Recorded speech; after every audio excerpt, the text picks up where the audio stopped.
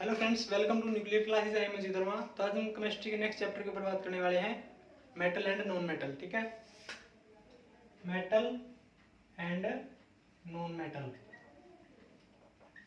इसमें से क्वेश्चन एक जरूर पूछा जाएगा, पिछले साल भी पूछा गया था, और किस टाइप का क्वेश्चन पूछा जाएगा वो भी मैं बता दूंगा। ठीक है, सिलेबस पढ़ना बहुत जरूरी है, इसलिए हम एक बार इस चैप्टर का पूरा रिवीजन करेंगे, उसके बाद इसके जो इतने इंपॉर्टेंट क्वेश्चन है वो करेंगे। ठीक है, क्वेश्चंस के है जो इंपॉर्टेंट, इसकी एक वीडियो पहले ही बनाई हुई है, उसके अंदर 30 इंपॉर्टेंट क्वेश्चंस की वीडियो है, लिंक मैं नीचे डिस्क्रिप्शन बॉक्स में डाल दूंगा।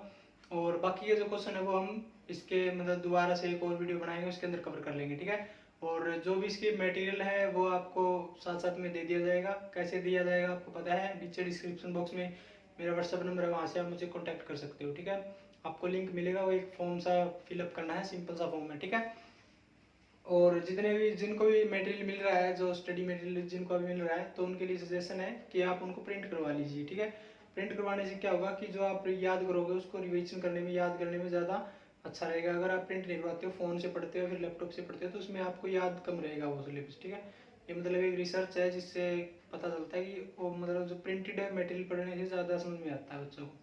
ठीक है, तो इसलिए आपको सजेशन है कि आप प्रिंट करवा लीजिए अगर पॉसिबल है तो, अगर नहीं है तो आप ध्यान रख सकते हो उन बातों का।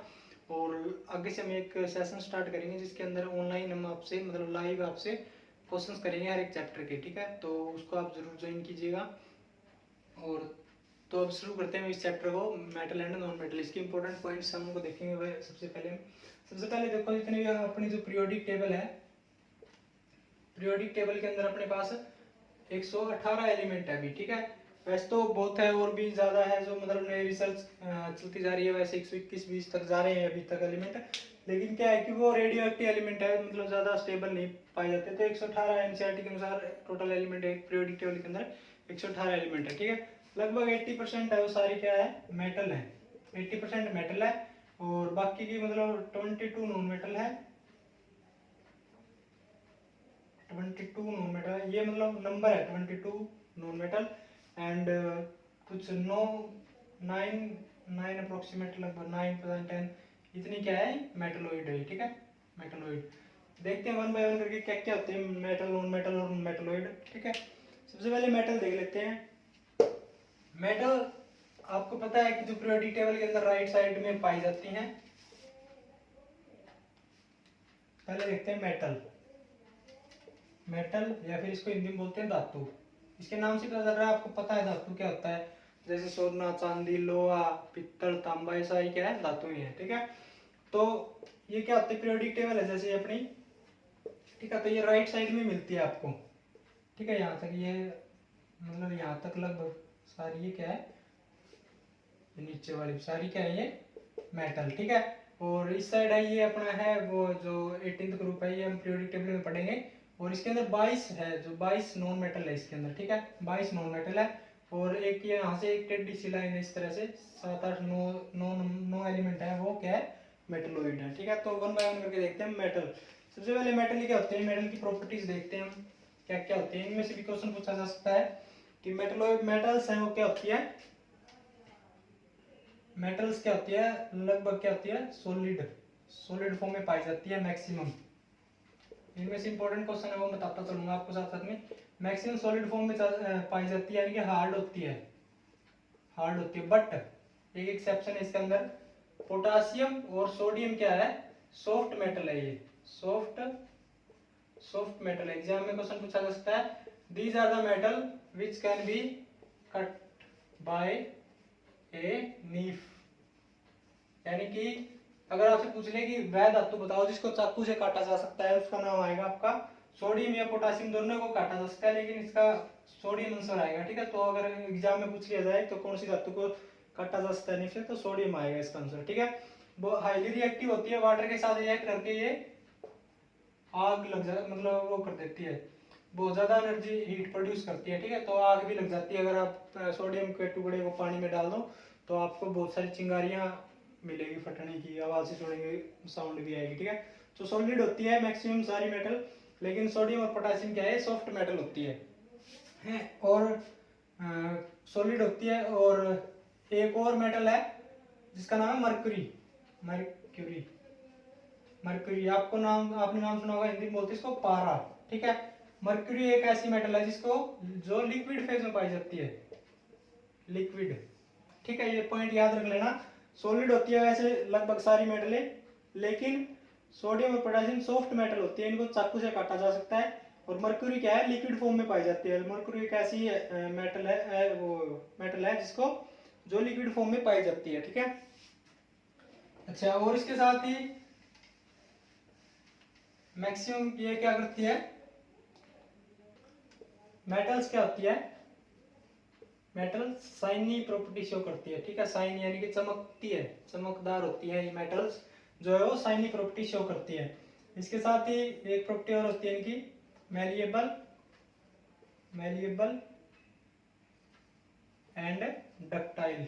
ठीक है, डक्टाइल, मैलिएबल एंड डक्टाइल होती है। मैलिएबल का मतलब होता है कि इसको हम पीट के चादर बनाई जा सकती है, किसी भी मेटल को अगर हम छेद के उसकी मेटल बनाई जा, वो चादर बनाई जा सकती है, इस तरह से लंबी चादर बनाई जा सकती है। ठीक है, तो इसको बोलते हैं मैलिएबल। ठीक है, can be beaten and converted into a surface. ठीक है, चादर बनाई सकते हैं पीट कर, इसको बोलते हैं मैलिएबल। एंड डक्टाइल का मतलब होता है खींच कर तार बनाई जा सकती है। ठीक है, खींच कर तार, लंबी तार बनाई जा सकती है, वायर में कन्वर्ट कर सकते हैं इसको हम, कि मैं किसी भी मेटल को, किसी मेटल का टुकड़ा है तो इसको हम खींच के तार की तार के रूप में तार बना सकते हैं इसका। ठीक है, और जो सबसे मैलिएबल एंड सबसे डक्टाइल प्रॉपर्टी सबसे ज्यादा कौन शो करते हैं, सबसे ज्यादा शो करते हैं मैक्सिमम गोल्ड एंड सिल्वर। ठीक है, गोल्ड एंड सिल्वर सबसे ज्यादा malleable and ductile property show करती है। 1 ग्राम गोल्ड से, 1 ग्राम गोल्ड से कितना, 2 किलोमीटर लंबा तार बनाया जा सकता है। ठीक है, 2 किलोमीटर लंबा वायर बनाया जा सकता है 1 ग्राम गोल्ड से। ठीक है, तो ये इंपॉर्टेंट पॉइंट है इसके। और क्या होती है, ये कंडक्टर होती है इलेक्ट्रिसिटी की और हीट की, ये बात आपको याद रखनी है। Conductor of heat and electricity, conductor of heat and electricity. ठीक है, हीट और इलेक्ट्रिसिटी की कंडक्टर होती है ये। ठीक है, और क्या याद रखना आपको कि जो वो है लेड, लेड यानी कि पीपी, लेड एंड मर्क्यूरी, ये क्या होती है, poor conductor of, poor conductor of, poor conductor of electricity and heat. ठीक है, ये दोनों पुअर कंडक्टर होती है। लेड तो ऐसा मानो आप नॉन कंडक्टर ही होता है लेड तो। ठीक है, शीशा बोलते हैं इसको हिंदी में, शीशा। ठीक है, ये क्या होता है, नॉन कंडक्टर होता है। ठीक है, इंसुलेटर भी बोल सकते हैं इसको। और मर्क्यूरी और ये क्या होते हैं, poor conductor of heat and electricity होते हैं। ठीक है, और सबसे ज्यादा कंडक्टर कौन सा होता है, सिल्वर। सिल्वर इज द, क्या होता है silver, best conductor of, best conductor of heat and electricity. ठीक है, हीट और इलेक्ट्रिसिटी का सबसे बेस्ट कंडक्टर कौन होता है, सिल्वर। और सबसे पुअरेस्ट कौन होता है, लेड एंड मरकरी होता है। ठीक है, और एक उसको बोलते हैं सुपर कंडक्टर बोलते हैं, सुपर कंडक्टर। ठीक है, सुपर कंडक्टर के ऊपर क्वेश्चन पूछा जा सकता है। तो सुपर कंडक्टर क्या होता है, जिसका रेजिस्टेंस 0 होता है। इसके ये क्वेश्चन मेनली फिजिक्स का है, फिजिक्स में पूछा जा सकता है इस तरह का क्वेश्चन कि सुपर कंडक्टर क्या होता है, जिसका रेजिस्टेंस 0 होता है, रेजिस्टिविटी जिसकी 0 होती है, मतलब इंटरनल रेजिस्टेंस उसका 0 होता है, उसको बोलते हैं हम सुपर कंडक्टर। ठीक है, कंडक्टर, नॉन कंडक्टर, ये तो सारे फिजिक्स में आएंगे, इसमें नहीं है फिजिक्स वाले। ठीक है, अच्छा, एक और प्रॉपर्टी होती है इनकी, सोनोरस। सोनोरस बोलते हैं हिंदी में, पता नहीं मुझे ध्यान नहीं है अभी क्या बोलते हैं इसको, सोनोरस को। ठीक है, इसके ऊपर ये वो होती है कि जो मेटल्स होती हैं वो साउंड प्रोड्यूस करती है, अगर किसी के साथ भी टकराती है तो ये क्या करती है, प्रोड्यूस साउंड। ठीक है, साउंड प्रोड्यूस करते हैं, इस प्रॉपर्टी को बोलते हैं सोनोरस। लगभग सभी मेटल्स है वो क्या करती है, साउंड प्रोड्यूस करती है, इसलिए इसको बोलते हैं मेटल्स है वो सोनोरस प्रॉपर्टीज शो करती है। ठीक है, तो ये इसकी प्रॉपर्टीज होती है मेटल्स की। ये सारी थी फिजिकल प्रॉपर्टीज, जो अपने अभी पढ़ी आपने, ये थी सारी फिजिकल प्रॉपर्टीज। अब हम बात करें केमिकल प्रॉपर्टीज के ऊपर। केमिकल प्रॉपर्टीज, ठीक है।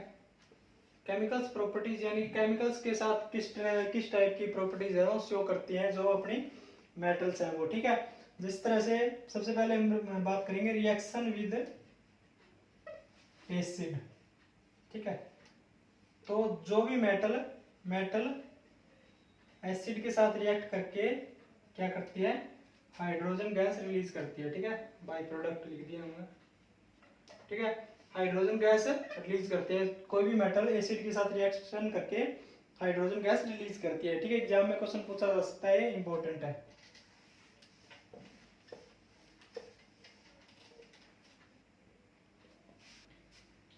और नेक्स्ट क्या है कि मेटल है वो, मेटल क्या है, इलेक्ट्रोपॉजिटिव कैरेक्टर शो करती है, इलेक्ट्रोपॉजिटिव कैरेक्टर शो करती है, ठीक है। इलेक्ट्रोपॉजिटिव कैरेक्टर का मतलब होता है कि ये इलेक्ट्रॉन डोनेट करती है, ठीक है।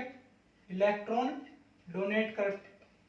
डोनेशन की प्रॉपर्टी शो करती है, मतलब कोई भी मेटल है वो इलेक्ट्रॉन देना पसंद करती है, इलेक्ट्रो डोनेशन की प्रॉपर्टी शो करती है, इसीलिए ये एक्ट करती है, act as a reducing agent, ठीक है। इसलिए रिड्यूसिंग एजेंट की तरह भी काम करती है। मेटल्स सारी क्या करती है, इलेक्ट्रॉन डोनेट करने की प्रॉपर्टी शो करती है, इसलिए बोलते हैं इलेक्ट्रो पॉजिटिव होती है। मेटल सारी क्या होती है, इलेक्ट्रो पॉजिटिव, इसीलिए act as a reducing agent है, रिड्यूसिंग एजेंट की तरह काम करती है ये, ठीक है।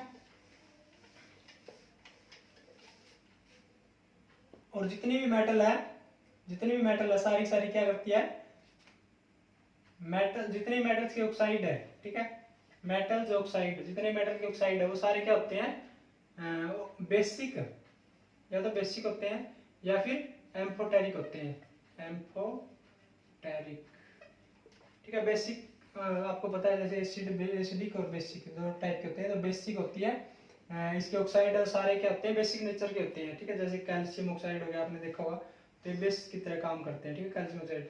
तो इस तरह से ये बेसिक प्रॉपर्टी शो करते हैं। और साथ में ये एम्फोटेरिक का मतलब होता है acidic as well as basic, acidic and basic दोनों टाइप की प्रॉपर्टी शो करते हैं, उसको बोलते हैं एम्फोटेरिक एलिमेंट, ठीक है। तो इसके ऑक्साइड है, जो मेटल के ऑक्साइड है, बेसिक भी प्रॉपर्टी शो करते हैं और एम्फोटेरिक भी शो करते हैं, ठीक है। लेकिन ये दो एलिमेंट ऐसे हैं, जैसे aluminium oxide Al2O3, aluminium oxide and zinc oxide, ये कौन से हैं, ये दोनों की दोनों प्रॉपर्टी शो करते हैं, basic as well as amphoteric, ठीक है। यानी कि एम्फोटेरिक प्रॉपर्टी मान लो आप, एसिडिक भी और बेसिक भी, ठीक है। तो दोनों टाइप की प्रॉपर्टी शो करते हैं, aluminium oxide and zinc oxide, ठीक है, amphoteric as well as basic, ठीक है।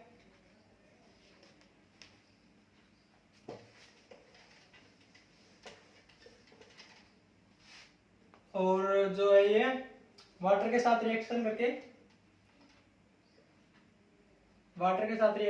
क्या करती है, स्टीम की रिएक्शन, मतलब वाटर एज ए स्टीम लेते हैं, स्टीम के साथ रिएक्शन करके क्या करती है, कोई भी मेटल है वो क्या करती है, हाइड्रोजन रिलीज कर देती है उसमें से, स्टीम में से, ठीक है। स्टीम क्या होती है, H2 होता है ना, तो इसकी हाइड्रोजन रिलीज कर देती है, हाइड्रोजन रिलीज करती है। और क्लोरीन के साथ रिएक्शन करके क्या बनाती है, क्लोराइड बना लेती है, मेटल क्लोराइड, ठीक है। जैसे NaCl हो गया अपना, ठीक है। तो मेटल क्लोराइड बना लेती है किसी मेटल के साथ रिएक्ट करके। और हाइड्रोजन के साथ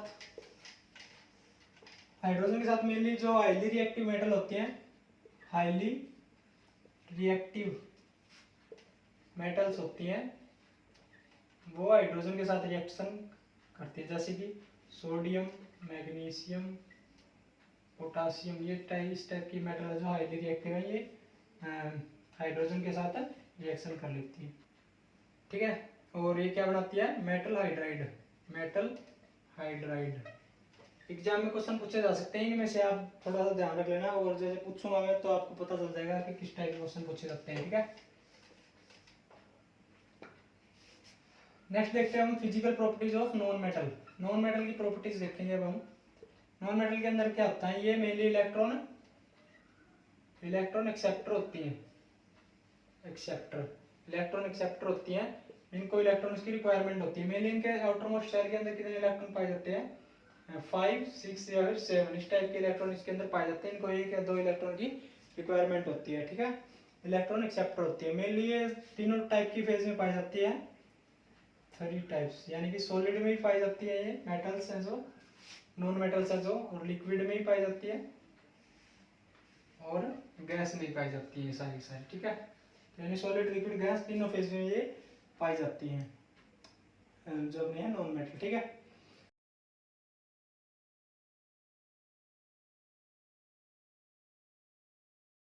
और साथ में ये क्या होती है, नॉन शाइनी होती है, ठीक है। नॉन शाइनी यानी कि चमक से वो नहीं करती है, नॉन शाइनी, चमक से वो नहीं करती, डू नॉट शाइन, ठीक है। चमकती नहीं है, लेकिन एक मेटल है, एक नॉन मेटल ऐसे जैसे आयोडीन है, ठीक है। आयोडीन है, ये थोड़ी शाइनी प्रॉपर्टी शो करती है, ठीक है, आयोडीन प्रॉपर्टी शो करती है। और ये क्या होती है, ना तो नो डक्टाइल, नाइदर मैलिएबल, ठीक है। यानी कि ना तो मैलिएबल होती है और ना ही डक्टाइल होती है, कोई भी प्रॉपर्टी शो नहीं करती है दोनों में से, ना मैलिएबल एंड ना डक्टाइल, ठीक है। दोनों में से कोई प्रॉपर्टी शो नहीं करती है ये।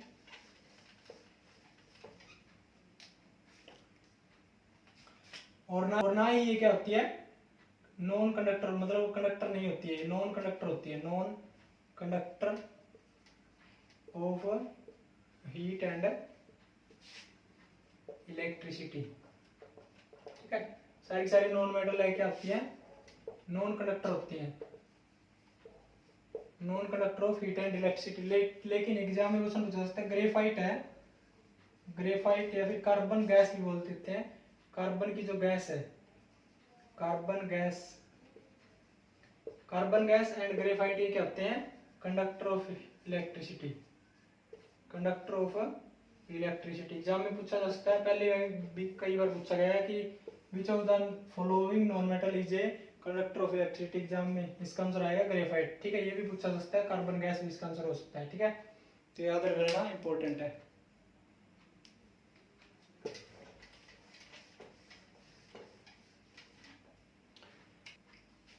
नॉन मेटल क्या होती है, नॉन मेटल मेनली मतलब ज्यादातर ये क्या होती है, सॉफ्ट नेचर की होती है, ठीक है, सॉफ्ट। लेकिन डायमंड है जो आपको पता है,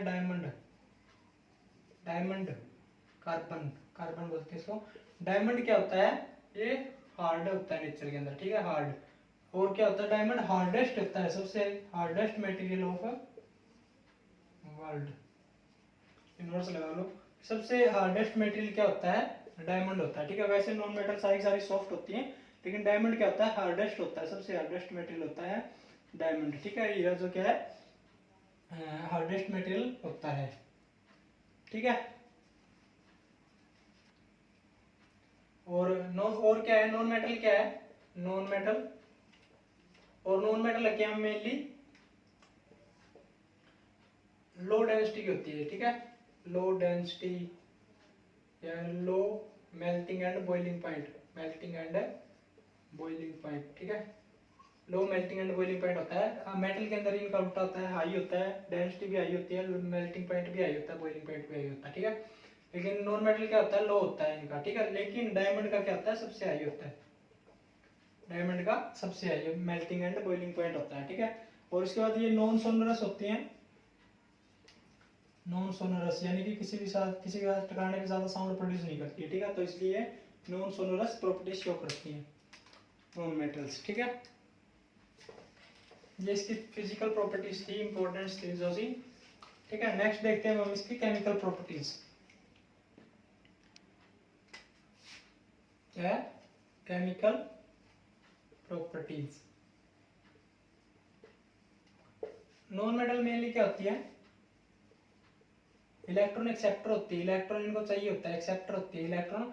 तो ये क्या होता है, इलेक्ट्रोनेगेटिव बोलते हैं इसको, इलेक्ट्रॉन जो एक्सेप्ट करता है उसको क्या बोलते हैं, इलेक्ट्रोनेगेटिव एलिमेंट, इलेक्ट्रोनेगेटिव एलिमेंट, और जो डोनेट करता है उसको बोलते हैं इलेक्ट्रोपॉजिटिव एलिमेंट। यानी मेटल क्या होती है, इलेक्ट्रोपॉजिटिव होती है मेटल,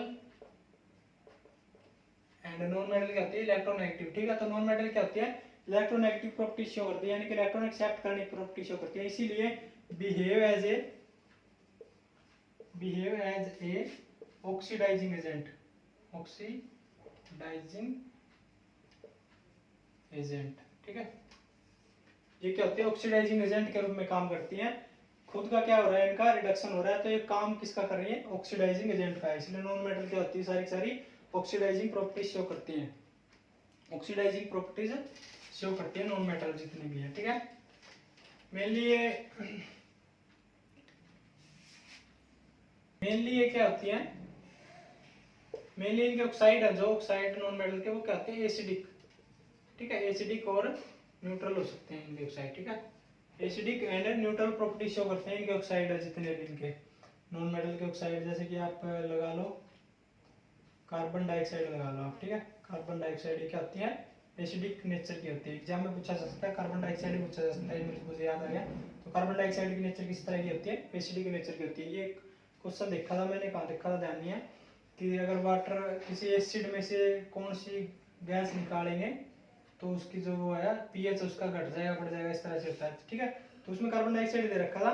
तो कार्बन डाइऑक्साइड क्या है, एसिडिक नेचर में, एसिडिक होता है नेचर के अंदर, ध्यान रखना।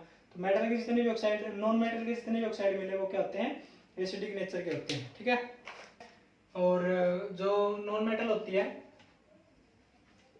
नॉन मेटल एसिड के साथ रिएक्ट मेनली नहीं करती है, एसिड के साथ नो रिएक्शन, वाटर के साथ भी नो रिएक्शन, वाटर के साथ नो रिएक्शन, क्लोराइड के साथ, क्लोरीन के साथ रिएक्शन करती है, क्लोरीन के साथ।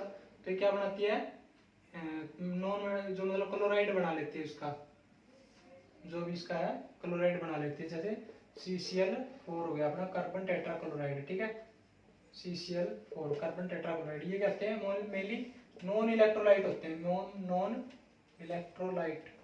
ठीक है, नॉन इलेक्ट्रोलाइट होते हैं। ये बताऊंगा मैं इलेक्ट्रोलाइट क्या होते हैं। इलेक्ट्रोलाइट किस तरह से होते हैं, जैसे सोडियम क्लोराइड है, मेटल है ये नॉन क्लोराइड हो गया इसका, sodium chloride. Electrolytic property show करती है, अगर वाटर में डिसॉल्व कर दें तो ये अलग अलग आयन में डिवाइड हो जाती है। लेकिन जो कार्बन के साथ मतलब जो भी नॉन मेटल है उसका अगर हम क्लोरीन के साथ रिएक्शन करवाएंगे तो वो नॉन इलेक्ट्रोलाइटिक होंगे, वो इस तरह से आयन में कन्वर्ट नहीं होंगे। ठीक है, तो इसलिए बोलते हैं ये नॉन इलेक्ट्रोलाइटिक प्रॉपर्टी शो करती है। एग्जाम में पूछा जा सकता है क्वेश्चन इलेक्ट्रोलाइटिक और नॉन इलेक्ट्रोलाइटिक वाला, थोड़ा सा ध्यान रखना इसको। और कोई डाउट आए तो आप मुझसे पूछ सकते हो, कभी भी कांटेक्ट कर सकते हो। ठीक है, और जो भी बच्चे आर्ट से, कॉमर्स से या फिर नॉन मेडिकल से हैं, एक बार आप अच्छे से ध्यान लगा के पढ़ लो, लास्ट चांस आपके पास, आगे से BLTA मेडिकल पे हो जाएगी, आपको पता चल गया इस बात का। ठीक है, तो नेक्स्ट दे रखा है, अब नेक्स्ट दे रखा है एक्वारेजिया। एक्वारेजिया आपको पता होगा। ठीक है, एक्वारेजिया क्या होता है, एक्वारेजिया होता है HNO3 और HCl का मिश्रण होता है। ठीक है, ये 1:3 होता है। ठीक है, 1:3 यानी कि HNO3 है वो कितना लेना है 1 और HCl कितना लेना है 3। ठीक है, 1:3 के अंदर लेना है। ठीक है, यानी कि अगर आप 1 लीटर HNO3 ले रहे हो तो 3 लीटर आपको उसके अंदर HCl मिलाना है। ठीक है, इस सॉल्यूशन को बोलते हैं एक्वारेजिया सॉल्यूशन। इसका काम मेनली क्या होता है, जितनी भी अपनी मेटल्स होती हैं उनको साफ करने का, जिसके मतलब ये मेटल्स है, मेटल्स को साफ करने की प्रॉपर्टीज शो करता है, मतलब उसके लेयर्स को खत्म कर देता है और उसको साफ करने के लिए सॉल्यूशन का यूज किया जाता है। मेनली ये सॉल्यूशन गोल्ड को प्यूरिफाई करने के लिए करते हैं, गोल्ड और प्लेटिनम को। ठीक है, प्लेटिनम, गोल्ड एंड प्लेटिनम को साफ करने के लिए एक्वारेजिया का यूज करते हैं। मेनली सुनारों के पास मिलता है, सुनार होते हैं ना जो गहने वगैरह में बनाते हैं ज्वेलरी वाले, तो उसको उनके पास मिलता है। इसको बोलते हैं एक्वारेजिया सॉल्यूशन। गोल्ड और प्लेटिनम की सफाई करने के लिए यूज करते हैं इसको। ठीक है, मेनली हर टाइप की जो मेटल्स होती हैं उनको डाइल्यूट कर सकता है एक्वारेजिया। ठीक है, इंपॉर्टेंट क्वेश्चन एग्जाम में पूछा जा सकता है एक्वारेजिया का, ये पूछ ले क्या पता कौन से केमिकल होते हैं, HNO3 और HCl होता है 1:3 के अंदर। ठीक है, रेशियो पूछा जा सकता है, इसके ध्यान रख लेना इसको आप। ठीक है,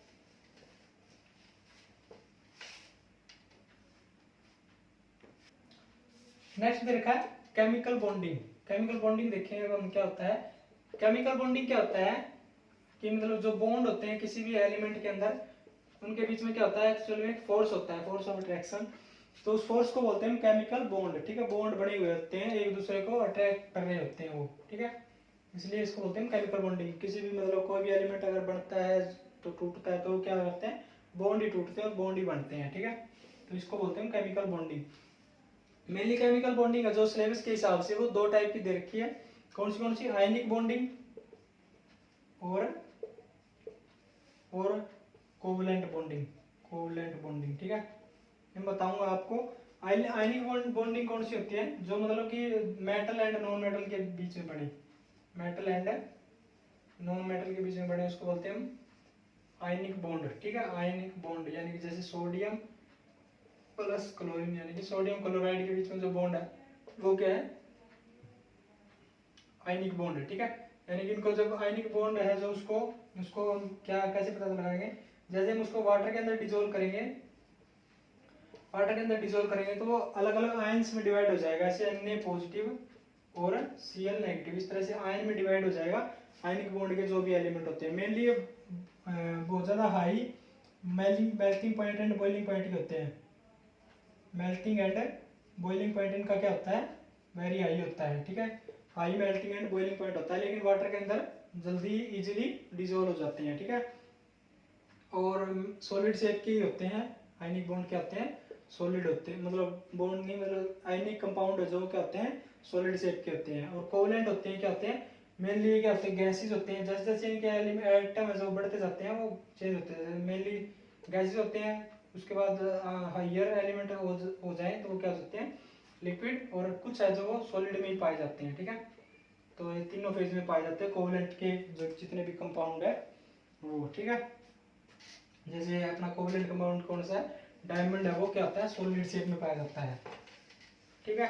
कोवलेंट कंपाउंड, कोवलेंट कंपाउंड होता है कौन सा एक्चुअल में, कोवलेंट कंपाउंड वो होता है, कोवलेंट कंपाउंड होता है जो शेयरिंग ऑफ इलेक्ट्रॉन से बनते हैं, sharing of electron, sharing of electron. जैसे कि मेटल के अंदर, मेटल के अंदर जितने बॉन्ड है, या फिर नॉन मेटल के अंदर, मेटल के अंदर तो नहीं, फिर भी नॉन मेटल भी हो सकता है, मेटल या फिर non metal and non metal के बीच में, ठीक है।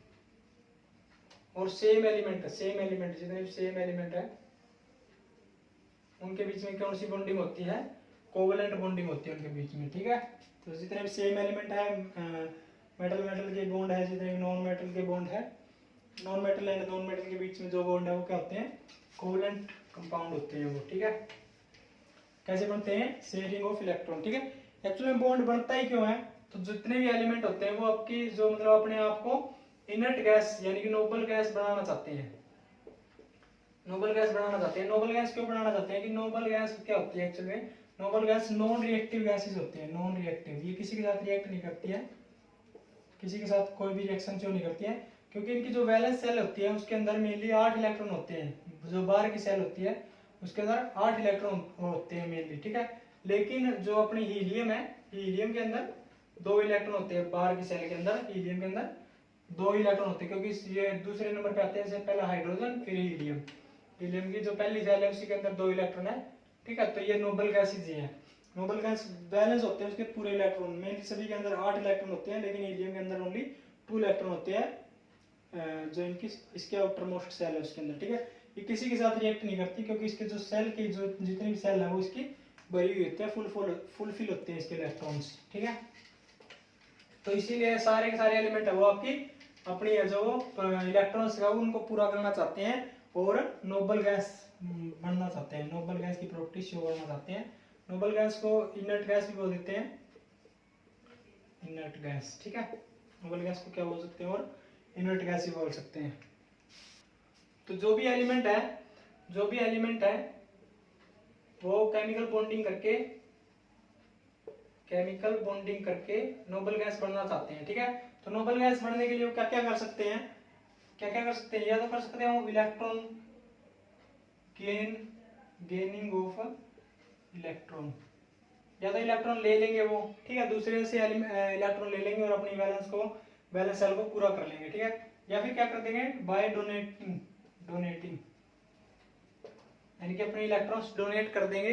जो भी मेटल है वो डोनेट करने की शो करते हैं, इसीलिए क्योंकि ताकि वो नोबल गैस बन जाए। ठीक है, तो वो डिनोट कर सकते हैं या फिर इलेक्ट्रॉन ले सकते हैं, गेन कर सकते हैं, या फिर क्या कर सकते हैं शेयर कर सकते हैं इलेक्ट्रॉन।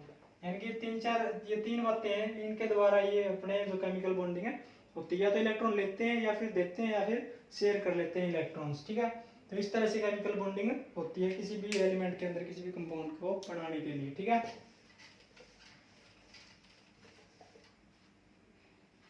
और देखते हैं अब हम, जैसे आयनिक बॉन्ड देखा था अपने में, आयनिक बॉन्डिंग देखी, तो आयनिक बॉन्ड है जो कैसे बनता है by ionic bond. Ionic bond देखेंगे हम, आयनिक बॉन्ड कैसे बनता है by complete transfer of electron, complete transfer of electron, complete transfer of electron, जो मतलब इलेक्ट्रॉन कंप्लीट ट्रांसफर करने के बाद जो बॉन्ड बनेगा उसको बोलते हैं हम आयनिक बॉन्ड। ठीक है, और इसी तरह से आगे आएगा, जैसे अपना कोवलेंट बॉन्ड था, कोवलेंट बॉन्ड क्या होता है by sharing of electron, by sharing of electron. ठीक है, ये कंप्लीट ट्रांसफर के साथ साथ कंप्लीट ट्रांसफर या फिर और एक्सेप्टर, मतलब एक ट्रांसफर करेगा और दूसरा क्या करेगा उसको एक्सेप्ट करेगा, तो इस तरह का बॉन्ड क्या बनेगा केमिकल जो आयनिक बॉन्ड बनेगा। और कोवलेंट बॉन्ड के अंदर क्या होगा शेयर करेगा, मतलब एक बार वो उसको देगा फिर वो वापसी ले लेगा, वो उसके वापसी ले लेगा। ठीक है, covalent bond carbon and its compound के अंदर पढ़ेंगे हम कोवलेंट बॉन्ड का ये सारा मेनली उसके अंदर सारा कुछ। ठीक है, कोवलेंट बॉन्ड हो गया by sharing of electron. Mainly covalent bond तीन टाइप के होते हैं, तीन टाइप से शेयर करते हैं ये। पहला होता है सिंगल बॉन्ड, ये होता है double bond, single bond, double bond and ये ट्रिपल बॉन्ड। ठीक है, तीन चार टाइप के होते हैं कोवलेंट बॉन्ड, ये तीन टाइप के होते हैं single bond, double bond and triple bond. ठीक है, इंपॉर्टेंट है, एग्जाम में पूछे जा सकते हैं, बाकी मैं ही पूछूंगा आपको, टेस्ट लूंगा ना आपसे तब पूछूंगा। ठीक है, चलो अभी पूछता हूँ मैं आपसे, देखते हैं कौन कौन इसका आंसर दे पाता है।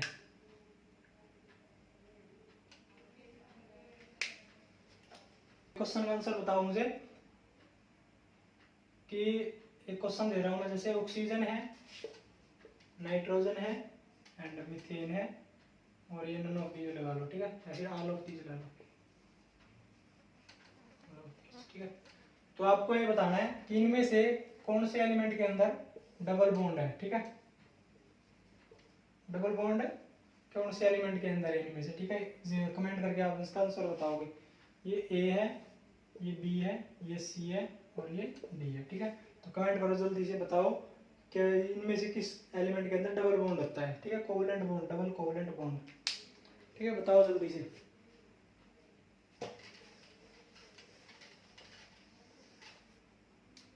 देखते हैं मेटल को मतलब किस तरह से फाइंड आउट किया जाता है। सबसे पहले हम देखते हैं मिनरल्स।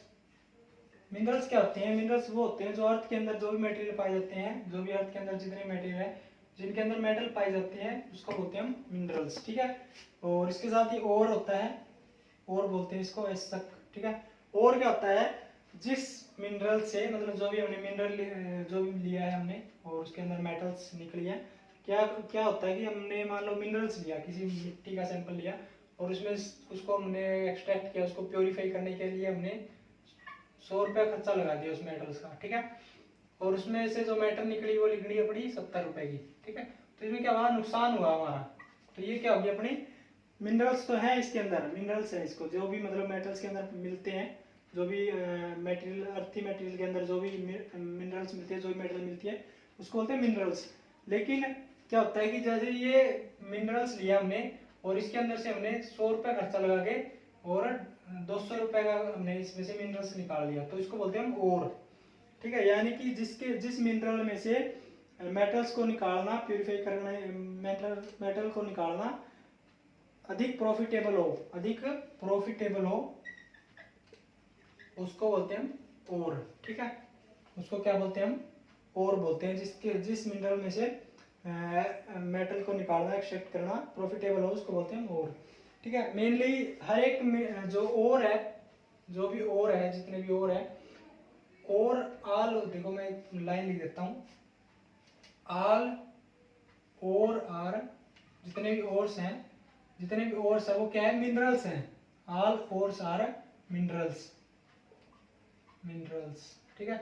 मतलब और है ना तो मिनरल तो है ही है, लेकिन all all minerals are not ore, मतलब सभी के सभी मिनरल्स है वो और नहीं है, लेकिन सारे और मिनरल्स हैं, ठीक है। ध्यान रख लेना इस बात को, इसलिए मैंने एग्जांपल भी करके दिखा दिया आपको कि प्रॉफिटेबल है, अगर प्रॉफिटेबल है तभी वो और है, ठीक है। अगर प्रॉफिटेबल नहीं है तो वो मिनरल है, यानी कि सभी और मिनरल है, लेकिन मिनरल सभी मिनरल्स और नहीं है, ठीक है। ये डायरेक्ट डेफिनेशन पूछी जा सकती है इसकी, लिखा हुआ मिल जाएगा आपको ये इस तरह से, मैं लिख ही देता हूँ, all minerals are ores but all, नहीं, all minerals,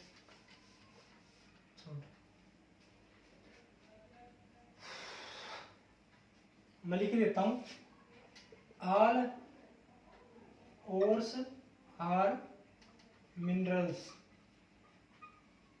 but all minerals are not ore, ठीक है। सारे सारे और वो मिनरल है, लेकिन सारे वो जो मिनरल्स है वो और नहीं है, ठीक है।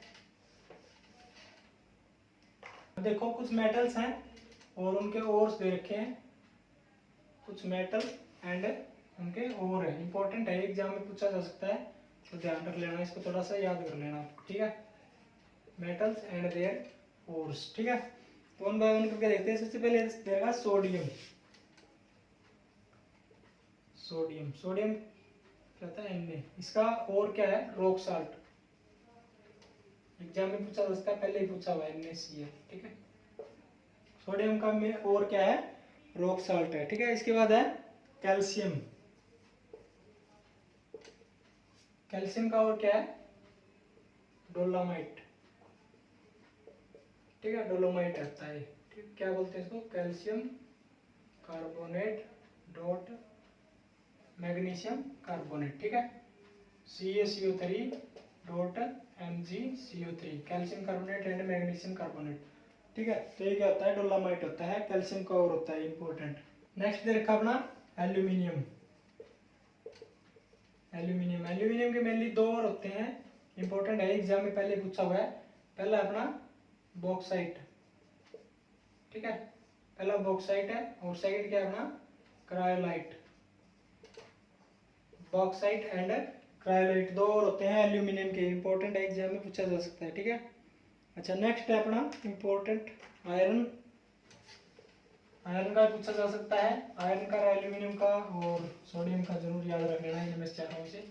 आयरन का बता रहा हूँ अभी, आयरन कौन सा था, चौथा था ना, आयरन, आयरन का कौन सा और होता है, हीमेटाइट, हीमेटाइट हो गया पहला, सेकंड कौन सा है, मैग्नेटाइट, मैग्नेटाइट एंड थर्ड है आयरन पायराइट, ठीक है। इंपॉर्टेंट है, सारे के सारे आपको नोट्स में मिल जाएंगे। इसके बाद आयरन का हो गया अपना, एक अपना लेड का देख लो, लेड का इंपॉर्टेंट है, लेड का क्या है, गलेना, ठीक है। और एक मरकरी, मरकरी का पूछा हुआ था इस बार 2020 में पूछा हुआ था, मरकरी का क्या है, साइनाबार,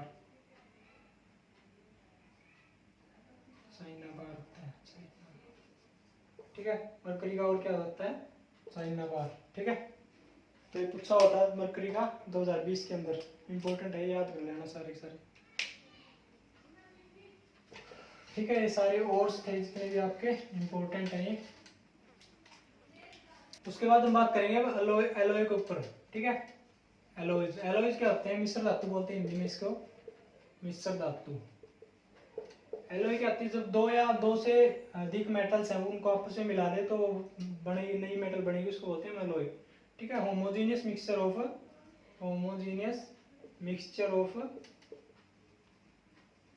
टू और मोर मेटल्स, ठीक है। इसको बोलते हैं हम alloys, homogeneous mixture of two or more metals. ठीक है, इंपॉर्टेंट है ये, एग्जाम में पूछा जा सकता है। और इसके साथ ही एक और है एलॉय के साथ ही अमलगम बोलते हैं इसको, अमलगम, अमलगम। ठीक है, अमलगम क्या होता है, अगर एलॉय के अंदर, किसी भी एलॉय के अंदर वन मेटल इज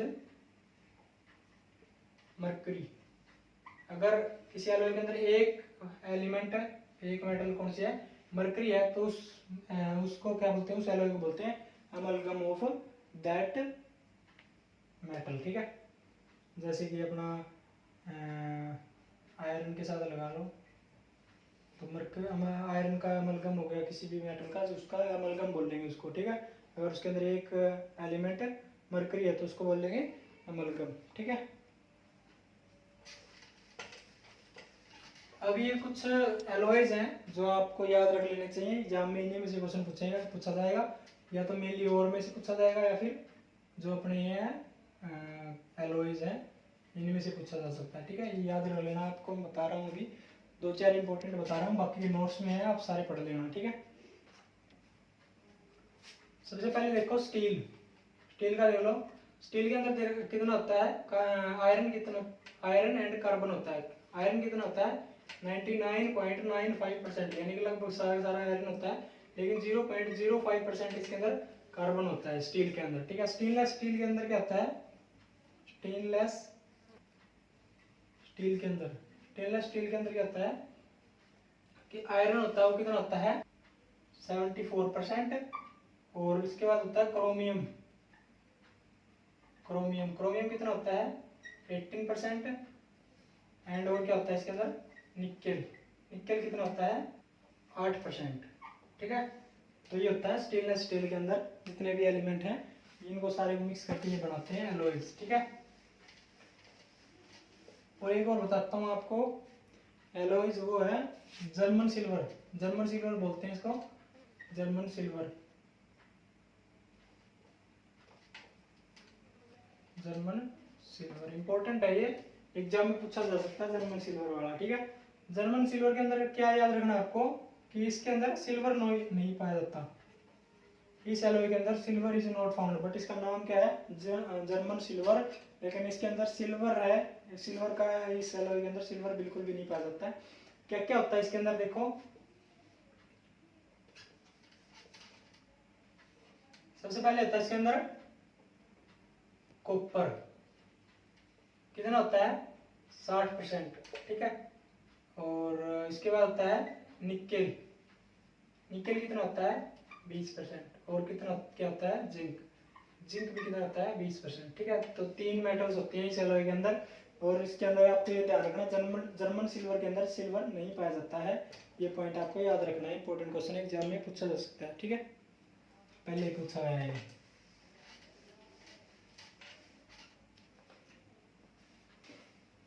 अब देखते हैं हम कोरोजन के ऊपर। ठीक है, कोरोजन, कोरोजन क्या होता है, संक्षारण, संक्षारण बोलते हैं इसको हिंदी में, यानी कि जंग लगना, किसी भी मेटल को जंग लगना, उसका वो क्या बोलते हैं कोरोजन। जैसे आयरन का जंग लगना क्या होता है, इसको क्या बोलते हैं, आयरन का जंग लगने को rusting of iron, rusting of iron. ठीक है, इसी तरह से जो मतलब सिल्वर के अंदर भी जंग लग जाता है, सिल्वर के अंदर लग जाता है, इसके अंदर क्या होता है ब्लैक लेयर चढ़ जाती है इसके ऊपर। ठीक है, सिल्वर के ऊपर। ठीक है, तो इनको प्रिवेंट करने के लिए हम क्या क्या कर सकते हैं, इसके ऊपर पेंटिंग कर सकते हैं, हम पेंट लगा सकते हैं, ग्रीस लगा सकते हैं, ग्रीस कर सकते हैं, या फिर क्या कर सकते हैं, अच्छा एलोए बना सकते, मतलब एलोए चढ़ा सकते हैं इनके ऊपर, इलेक्ट्रोप्लेटिंग कर सकते हैं, दूसरी मेटल इनके ऊपर चढ़ा सकते हैं। ये मैंने पिछली वीडियो में भी बताया था आपको क्या क्या कर सकते हैं कोरोजन से बचाने के लिए। ठीक है, और अपना होता है गोल्ड। ठीक है, देखो गोल्ड क्या होती है, गोल्ड ऐसी मेटल होती है जिसके अंदर कोरोजन नहीं होता है, कोरोजन नहीं होता है। गोल्ड एंड प्लेटिनम, प्लेटिनम इनके अंदर गोल्डन जो कोरोजन है वो नहीं होता है इन मेटल के अंदर। तो मेनली जो मेटल्स जिनके अंदर नहीं होता है कोरोजन, वो कौन सी है, गोल्ड प्लेटिनम, ठीक है। और जो सिल्वर अपना, इसके अंदर भी वेरी स्लो होता है कोरोजन, क्या होता है, वेरी स्लो प्रोसेस होती है कोरोजन की। और गोल्ड एंड प्लेटिनम के अंदर, इनके अंदर बिल्कुल नहीं होता है। इसीलिए मेनली ये जो अपनी ज्वेलरीज के अंदर यूज़ की जाती हैं, ताकि इनके अंदर, ताकि ये क्या हो जाए, मतलब ये हमेशा चमकती रहे, ठीक है, ऑलवेज शाइनी नेचर की होती है, ठीक है, गोल्ड एंड प्लेटिनम। तो ये इस चैप्टर का इंपॉर्टेंट पॉइंट्स थे जो भी थे, जो हमने कर लिए हैं कवर, ठीक है। तो इसकी जितनी मतलब थोड़ी बहुत एक दो पॉइंट और रह गए हुए तो आप नोट्स पढ़ लेना, सारे एकदम से याद नहीं आते हैं, कई बार माइंड से मिस हो जाते हैं, तो नोट्स आप पढ़ लेना साथ साथ में। और कोई भी हेल्प चाहिए तो आप मुझसे कांटेक्ट कर सकते हो, नीचे डिस्क्रिप्शन बॉक्स में मेरा नंबर दे रखा है, और आप मुझसे ज्वाइन हो जाओ। और साथ में एक और मैसेज है कि जो भी बच्चे हैं, मतलब कोई भी ऑफलाइन या फिर ऑनलाइन, आप किसी जगह से दूसरी जगह से भी अगर आप कोचिंग वगैरह लेना चाहते हो तो आप एक बार मुझसे कांटेक्ट कर लेना, ताकि आपकी मैं कोई ना कोई हेल्प ज़रूर करूँगा, ठीक है, उस टाइम में भी और इस टाइम में भी। ऐसा कुछ नहीं है कि मैं मेरे कोई कोचिंग इंस्टीट्यूट चला रहा हूँ या फिर मुझे कोई फ़र्क पड़ेगा कि आप किसी दूसरे से पढ़ रहे हो या फिर नहीं पढ़ रहे हो, लेकिन मैं एज ए हेल्प की तरह आपके साथ काम कर रहा हूँ। जितने मतलब जो भी बच्चे हैं जो पहले जुड़े हुए हैं आपसे, आप उनसे बता कर सकते हो, जितने मतलब कि फर्स्ट ईयर के अंदर जो स्टूडेंट है जिनका एडमिशन हुआ है वो अभी भी मुझसे कॉन्टैक्ट में है, चाहे वो नोट्स के बारे में कोई बात करनी हो या फिर कोई और इन्फॉर्मेशन यूनिवर्सिटी से रिलेटेड या फिर एक्सटर्नल कोई भी इन्फॉर्मेशन लेनी हो, तो भी मुझसे कॉन्टैक्ट में रहते हैं वो, ठीक है। तो आप उनसे पता कर सकते हो कि ऐसा कुछ नहीं है कि हम ऐसे कोचिंग इंस्टीट्यूट चला रहे हैं कोई, या फिर कोई हमारा ऐसा मोटिव है, तो आप किसी भी टाइप की कोई भी हेल्प हमसे ले सकते हो। और कहीं से भी आप एक बार कॉन्टैक्ट करो तो मुझसे कॉन्टैक्ट जरूर कर लेना, ठीक है। तो मिलते हैं नेक्स्ट वीडियो के अंदर, तब तक के लिए best of luck, thank you.